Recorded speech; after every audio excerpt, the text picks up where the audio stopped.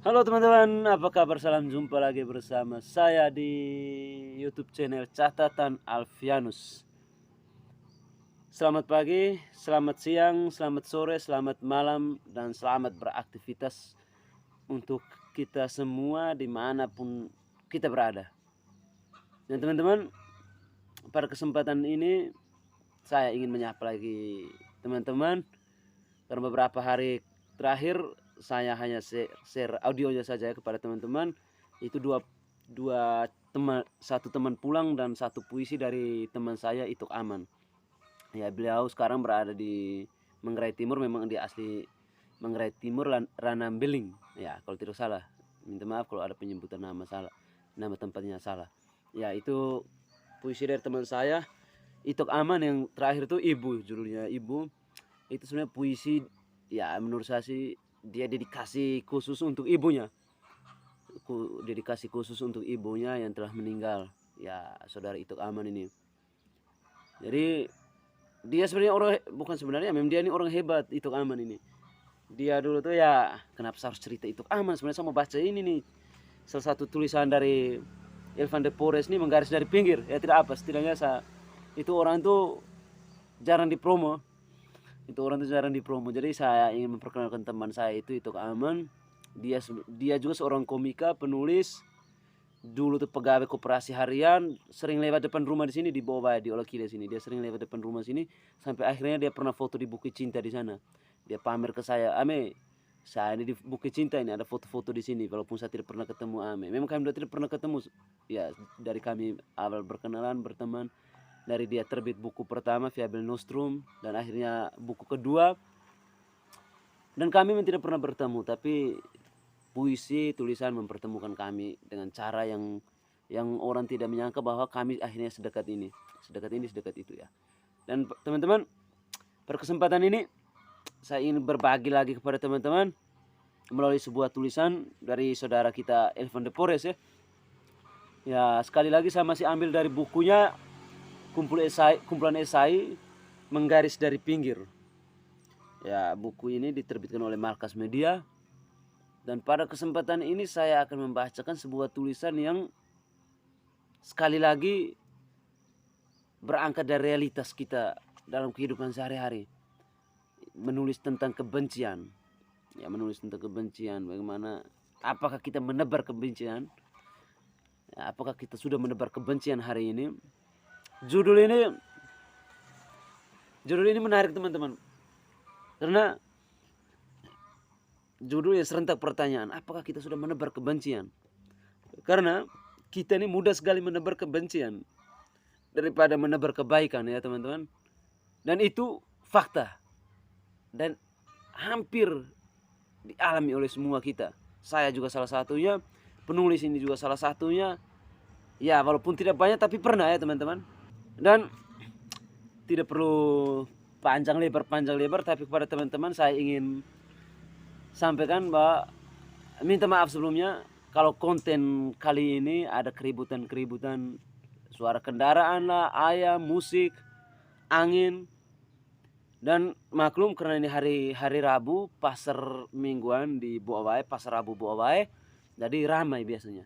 Itu ramai sekali. Jadi teman-teman, saya minta maaf kalau ada keributannya teman-teman. Mohon dimaklumi karena saya take konten ini outdoor, bukan dalam studio, tapi outdoor. Dan ya beginilah, seperti yang teman-teman saksikan sendiri di konten ini. Dan teman-teman, selamat mendengarkan. Semoga bisa bermanfaat, menginspirasi, mengedukasi kita, dan bisa berguna dalam kehidupan kita sehari-hari. Sudahkah Anda menebar kebencian hari ini? Barangkali kita sering lupa bahwa mengatasi ketidakberesan di dalam diri mesti diutamakan terlebih dahulu sebelum terjun ke dalam ruang kehidupan orang lain. Secara sepintas kilas, orang lain kita tuduh dan tebarkan ancaman. Tak jarang tanpa pikir bijaksana, kebencian jadi seperti bola liar yang siap ditendang ke mulut gawang siapa saja. Kita jadi tidak kritis, reaksioner tanpa filter, hantam sana sini tanpa akidah.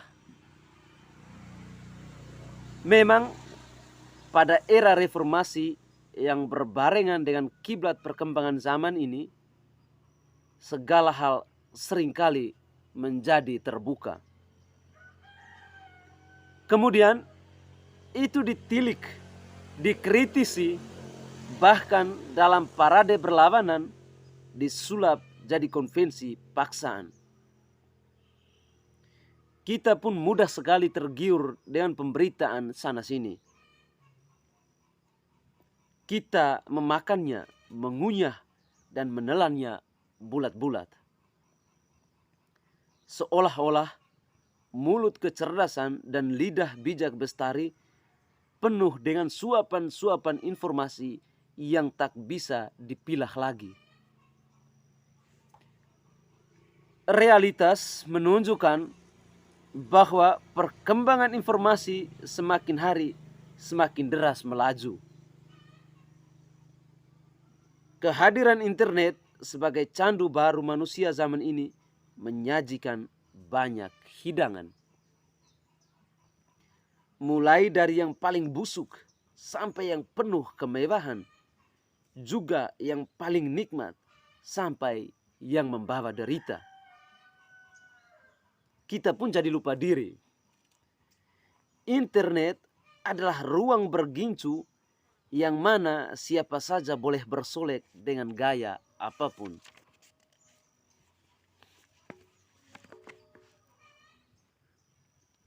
Lalu bencana itu muncul. Kebencian tampil beriringan dengan informasi yang punya maksud memantik, provokasi atau pancingan, agitasi atau hasutan, dan putrefaksi atau pembusukan. Orang berkumpul dan berserikat dalam tata ibadah tertentu dikatakan sesat. Padahal tidak ada kepentingan agama tertentu yang dirisak. Orang memutuskan untuk memilih orientasi seksual tertentu dikatakan bejat. Selagi tidak ada ikon kemanusiaan yang dilanggar, ruang privat semacam itu tidak patut dicampuri. Toh, feminis Judith Butler mengatakan bahwa seksualitas bahkan gender itu sendiri adalah ekspresi. Sehingga itu mesti tertunjukkan dalam cangkang kebebasan dan bukannya pemaksaan. Selain itu, orang berkumpul demi kepentingan intelektual, wawasan, dan pengetahuan malah didefamasi jadi tidak taat pada negara. Kontestasi diciptakan. Manusia sepertinya jadi linglung, bingung, bahkan rusak pemikirannya. Otak menumpul, berpikir kritis menjumut. Barangkali kebencian adalah cara menciptakan rasa nyaman dalam koridor yang salah kaprah. Atau penciptaan rasa nyaman yang terhipnotis oleh ketakutan itu sendiri. Di sini argumentasi Paul L. Thomas, seorang pakar pendidikan, menemukan titik sahihnya. Dia bilang bahwa teknologi dapat menjadi penghambat ketika kita mau menumbuhkan kemampuan baca tulis, menghitung, dan berpikir kritis. Tentu, kita bisa membantah gagasan ini. Namun, dalam konteks ini, Thomas benar. ambivalensi wajah teknologi sedang kita rasakan, saksikan, juga lapangkan. Kebencian melesat cepat digiring oleh panah penghakiman. Padahal manusia yang dikaruniai akal budi itu harusnya tak cepat terjerumus. Manusia, makhluk paling luhur, kum istimewa, kum mulia, mesti larut dalam refleksi dan tunduk pada kejernihan berpikirnya sendiri. Sebab sebelum keputusan keberpihakan diambil, kematangan diri adalah fatwa utama. Dan ini mesti diingat bahwa tidak semua item bisa masuk dalam ranah kaji kita. Ada hal-hal tertentu yang tidak perlu ditanggapi atau dikomentari. Pemberitaan-pemberitaan di luar gerowong nalar kritis hanya bikin otak cepat semrawut bila dipersoalkan.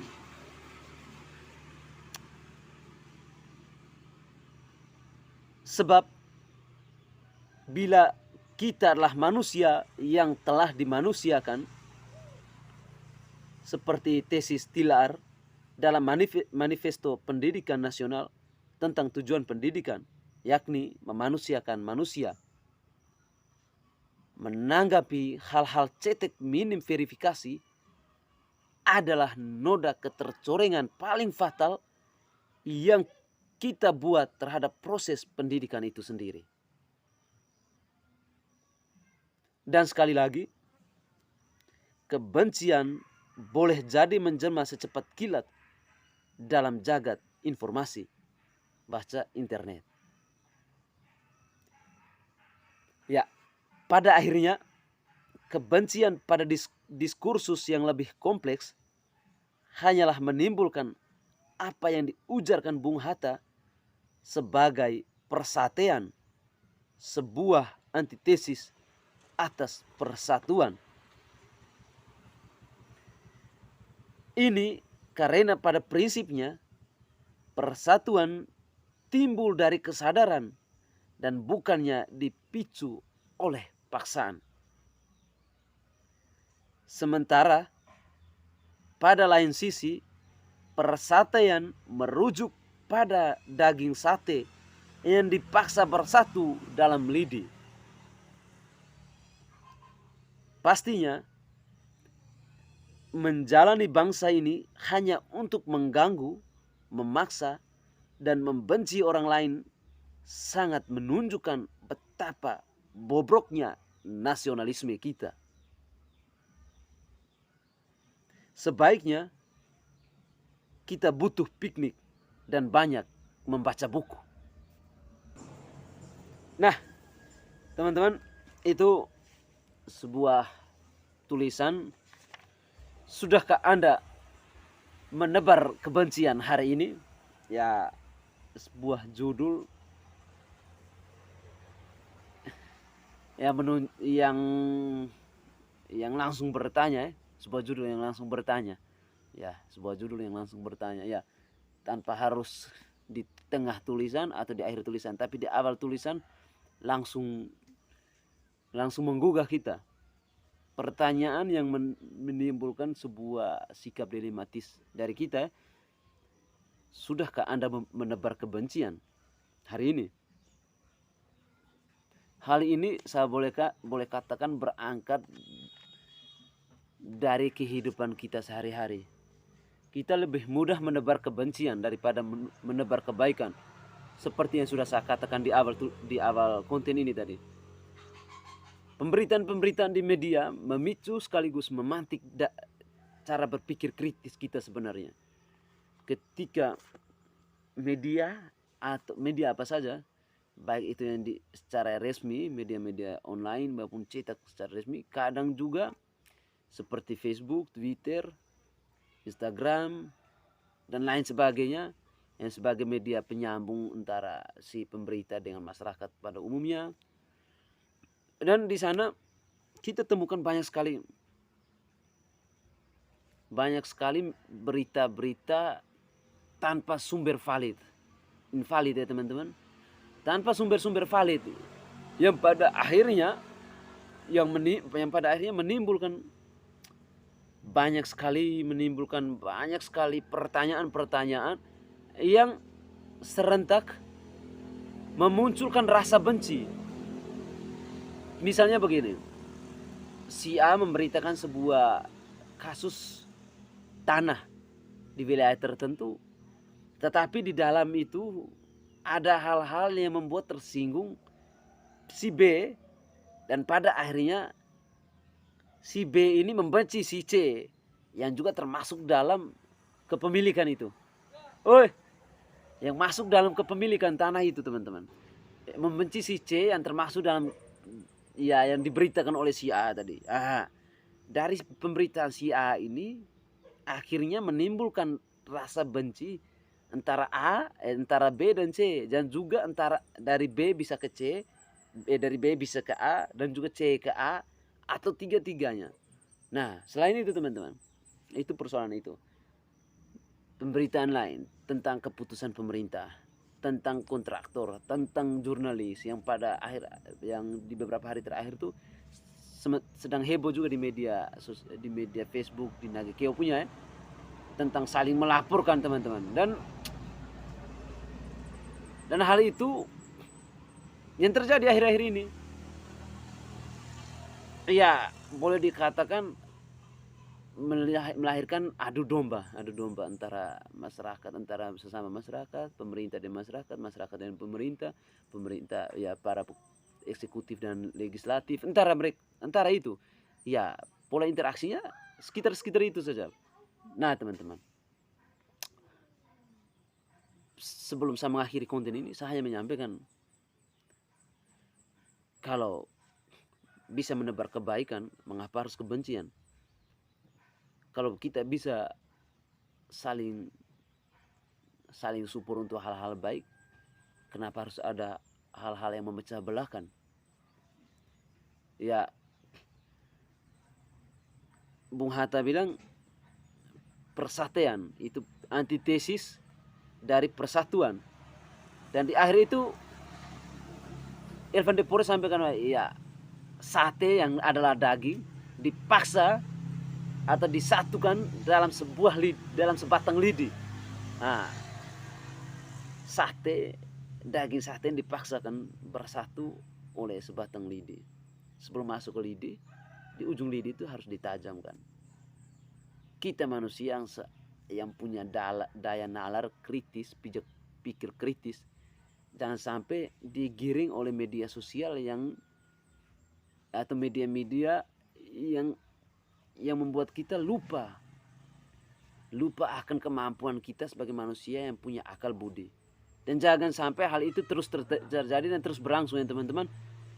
Walaupun pada dasarnya dalam diri kita punya benih-benih, punya potensi mengarah ke sana, tapi kita harus meminimalisir hal itu dengan memanfaatkan pola pikir kita yang kritis ini sebaik-baiknya. Dan itu teman-teman dari saya. Hanya itu saja yang bisa saya bagikan kepada teman-teman. Tidak ada sesuatu yang lebih. Dan saya sampaikan sekali lagi permohonan maaf dari saya. Sebesar-besarnya, sebanyak-banyak permohonan maaf dari saya.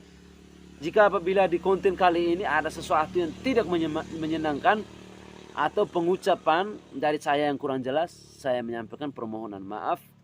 Semoga teman-teman tetap mengikuti saya dengan cara like, comment, share, dan subscribe. Itu saja teman-teman dari saya. Semoga teman-teman semua tetap sehat walafiat. Dan ya teman-teman, selamat ulang tahun untuk teman-teman yang sedang merayakan ulang tahun. Panjang umur, sehat selalu, dan Tuhan memberkati segala proses dan perjuangan teman-teman di usia yang selanjutnya. Dan untuk teman-teman yang sedang sakit, semoga lekas sembuh. Untuk yang patah, lekas pulih. Untuk yang belum menemukan, segera menemukan. Dan untuk kita yang saling mendoakan, semoga terkabulkan. Terima kasih, itu saja. Salam jumpa di kesempatan yang lebih. Aduhai.